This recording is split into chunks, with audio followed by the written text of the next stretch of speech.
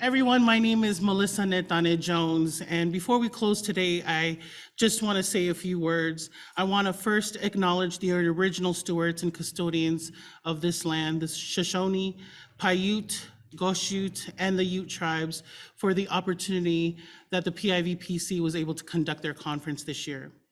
I want to especially thank our partners at the Pacific Islanders to Knowledge and Resources, Susi, Simi, and Retta. I also want to thank the Asian Pacific Institute on Gender-Based Violence, Mateo Levinson, for co-hosting the 9th Annual Pacific Islander Violence Prevention Conference. Mahalo, Apito. I also want to give a big shout out to our PICTAR staff, volunteers, and partners. That's right, that's all y'all, for all the help in coordinating the past 3 days and before for us to have the conference. I also want to give a big shout out to the bishop of the conference, Daniel Tutao, our IT tech and great guy, for ensuring that all of our in-house recording and tech needs were met, and so that our families that are joining us via Zoom were able to tune in. I want to also give a shout out to Premier Cafe, Sione Tutao, for the wonderful food and keeping all of our attendees well nourished for the past 3 days. I'd also like to thank Ming of the Utah Department of Human Services for providing space for the conference. And I also want to thank all of our siblings who have joined us in person here in Salt Lake City, Utah, and all of you via Zoom. Thank you to our presenters and panelists for sharing such important information and their experiences that continue to help our communities for the last 3 days. In the past 9 years, the Pacific Islander Violence Prevention Conference has brought together over 1,000 service providers, community, and advocates from all over the globe that have the affinity to serve Pacific Islander communities. It hasn't just been about domestic violence or intimate domestic violence advocates, but all sectors, because there is an intersection with all of them and when it comes to violence. We have focused on breaking the silence for many of our community members of how and why violence starts. There have been conversations on gangs, turf wars, law enforcement and community relations, youth and school to prison pipelines, mental health, and the continuum of resilience among our people and restoring power individually and as a collective. We as Oceania have an obligation to our ancestors who have sacrificed to save us, and I feel also obligated to do the same. Day 3 of the conference is dedicated to our community. We felt so strongly that we need to help our people in diaspora to feel more connected to the efforts, resources, data, and information so that they can feel more informed to decide how they want to thrive in confronting violence, and that we don't prescribe. They are the experts of their life, and it's important that we put them on our shoulders. There are service providers that do want to be more inclusive in their service delivery. We ourselves are showing up in many sectors and spaces and require community support to uplift them in a system that is still in repair and often causes paralysis to BIPOC communities. There's not enough of us in this work, but there is enough of us to push and lift others. We have a lot of intergenerational trauma from these systems, but we also have intergenerational wisdom. We have the solutions. That is why the Pacific Islander Violence Prevention Conference is so important and must continue. I have the pleasure of being the executive director of the Peninsula Conflict Resolution Center, and our mission is to partner with communities to reduce violence, increase civic engagement, and strengthen community resilience through collaborative and innovative processes. This mission statement reflects our intention of working directly with community to support a greater level of organizational impact, vibrancy, resilience, safety, and civic engagement for all communities. We promote and train cultural humility because we believe it's essential for any and all who want to work across cultural lines. Cultural humility is an attitude of respect, when approaching people of different cultures, a commitment to active engagement in a lifelong process of self-reflection and self-critique, requiring the ability to move beyond one's own biases. Does not require mastery of a list of different or peculiar beliefs and behaviors supposedly pertaining to certain groups. It's a process that requires humility in how we bring into check the power imbalances that exist in the dynamics of communication. That was actually developed in the Bay Area by Dr. Melanie Turvalon and Dr. Jan Murray Garcia of Oakland, California. In this work, we play the game. We have to politic sometimes, engage in difficult conversations, and sometimes disrespectful ones to keep others safe. There are many of our own people who don't know many of us sitting in this room.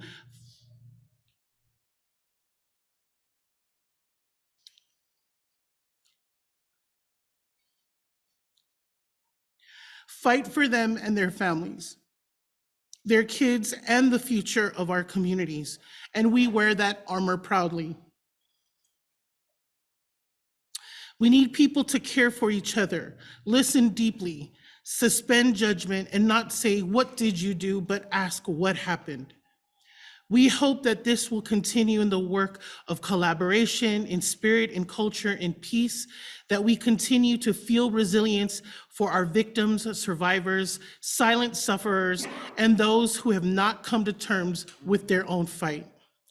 Resilience is a response to trauma, and so resiliency is a starting point. We need to ensure our systems, our CBOs, our partners don't replicate these harms. We are tired of being resilient because no one should have to be resilient. So I'd like to introduce you to resilience.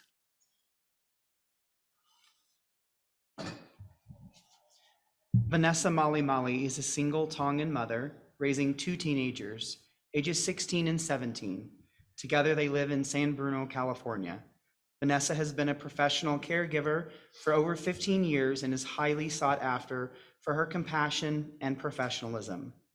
She also cares for her ailing father and other close relatives as they prepare for their end of life. She is a survivor of extreme domestic violence and is still healing after 17 years of divorcing her husband. She recognizes that not everyone in that situation leaves or makes it out alive and does not take that lightly. Vanessa hopes that when she shares her story, that it will help others.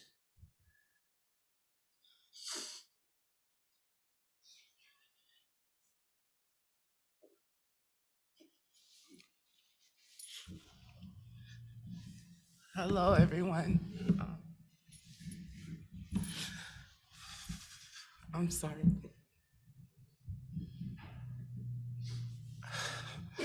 My name is Vanessa Malimali. I'm born and raised in San Francisco, California.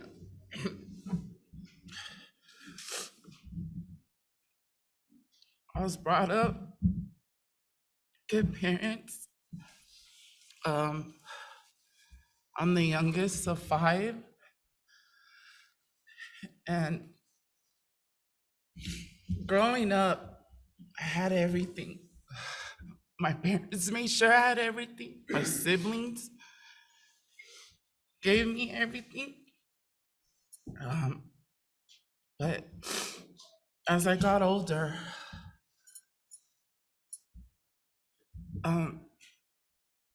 man, I had a good life growing up.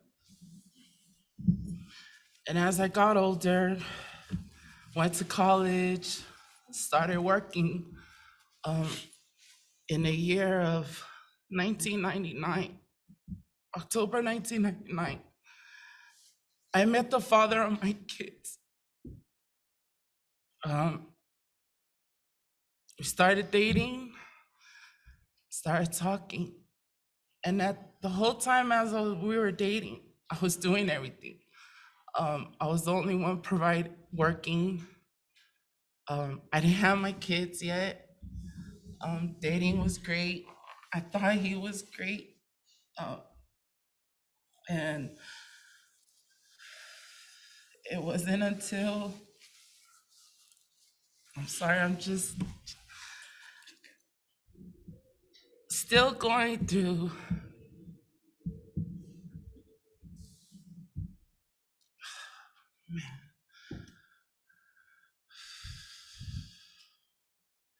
so we dated for 4 years, and on August 11, 2004, I married the man that I thought was the love of my life.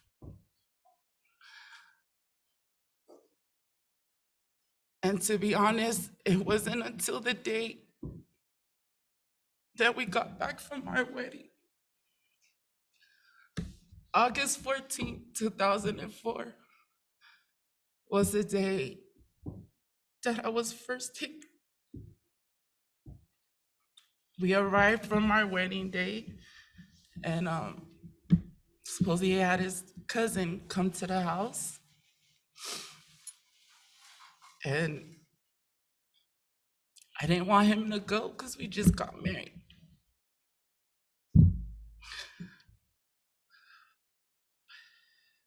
Turned around and just socked me.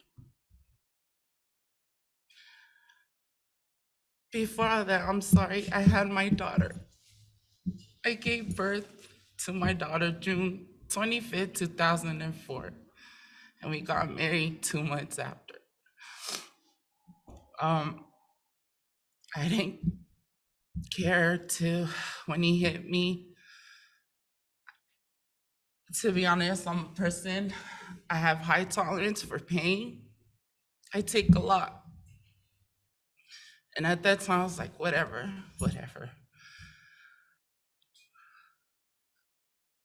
Come find out that the cousin that supposedly was his cousin was the woman that he was having affair with.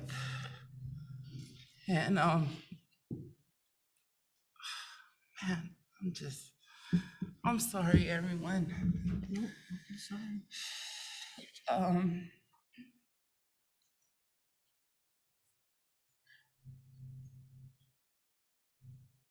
Let's just say from 2004 to 2006,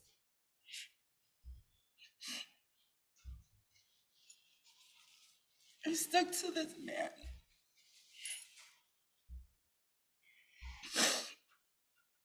Was being every day.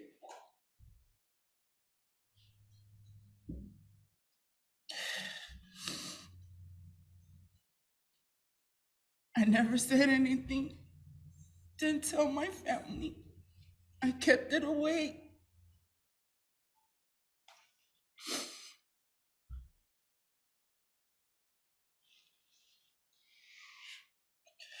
It wasn't until June of 2006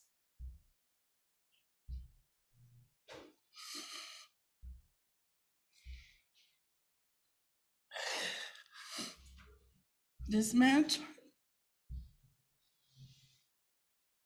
tried to take my life.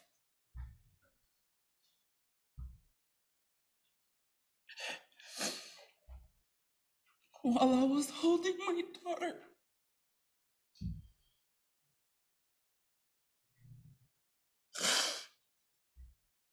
And to be honest, I had it.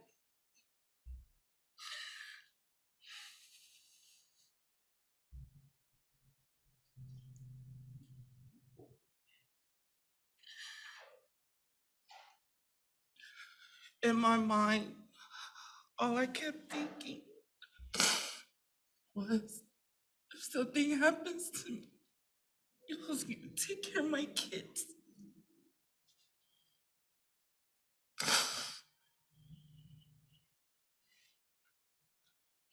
So on that day, everyone, I called my father. I told my father, Daddy, please come get me. and my kids. On that day, my dad showed up with his brothers, my uncles, my brothers, my sisters, everyone showed up. He had left. He got up and left. I didn't tell anyone what happened. He wasn't there at that time. It wasn't until I came home and my family knew what was going.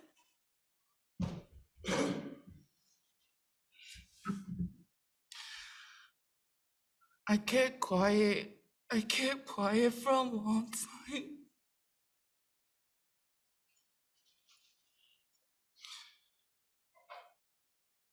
I just felt when you're in that mind fight, you feel alone at that time. But when I came home, that was it. I was done. I was fed up. I couldn't take it anymore. 'Cause all I could think of was my kids.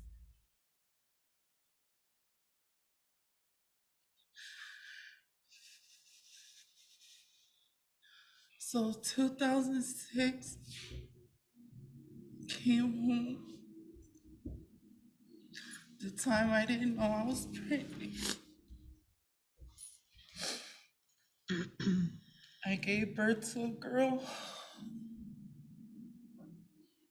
I lost her on August 11th, 2006. The day that I was married. And to be honest, that was my reality check.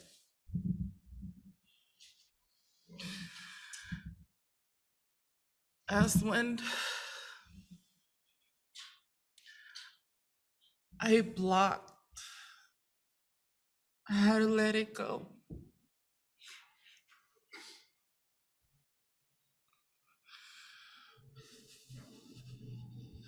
All I could think of was my kids.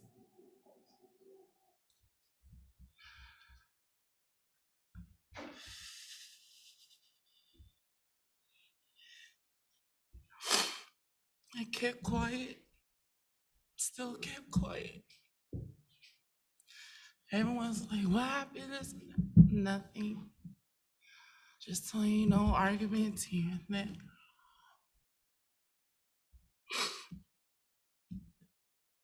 I give it to my sis right here sitting next to me. It wasn't until the year 2015 I told my story for the first time.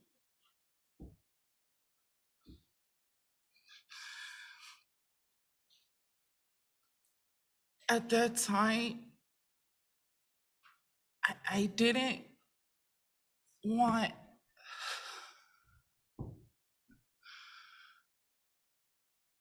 anyone to look at me and be like, oh, she was being everything. I didn't want to hear nothing. So when I gave my story, it helped me a lot.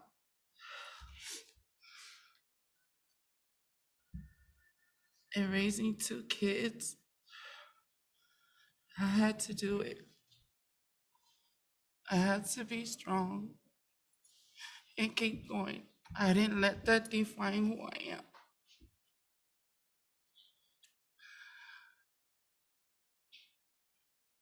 Till this day, I still fight. It's a work in process.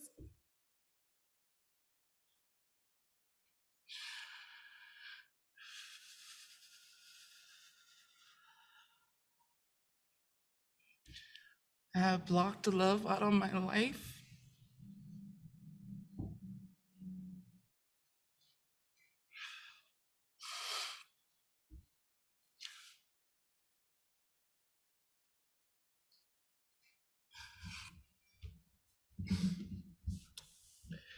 And it wasn't until recently, last year, my kid's father passed away.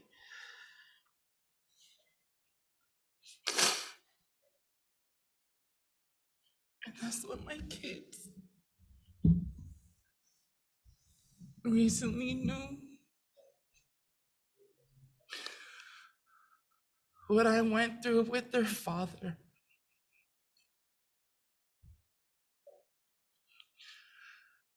I never told my kids. I never told my kids because I wanted to protect my kids' relationship with their father.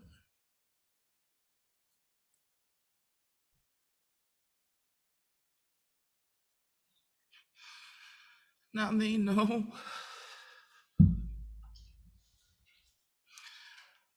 But I continue. And to be honest, it's a work in process. I live it every day.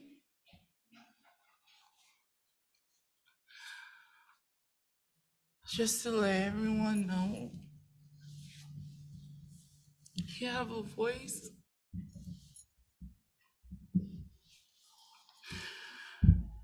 Because I was raised around sweeping things. You know, when things happen, I was like, oh, don't say this, don't talk about this. No, it's not.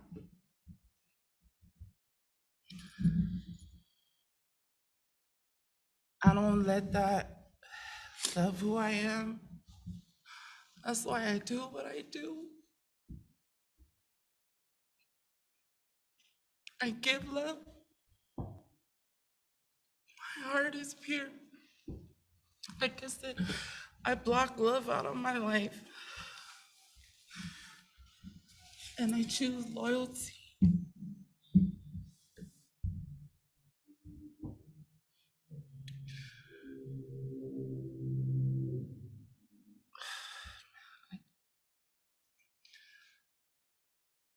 I'm sorry, everyone. But I am a survivor. I am a survivor of domestic violence. Just want to thank you all.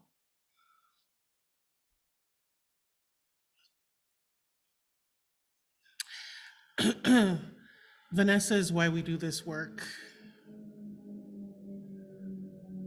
We can't always control the contributing factors, and we may never fix the problem, but we can help restore the power together.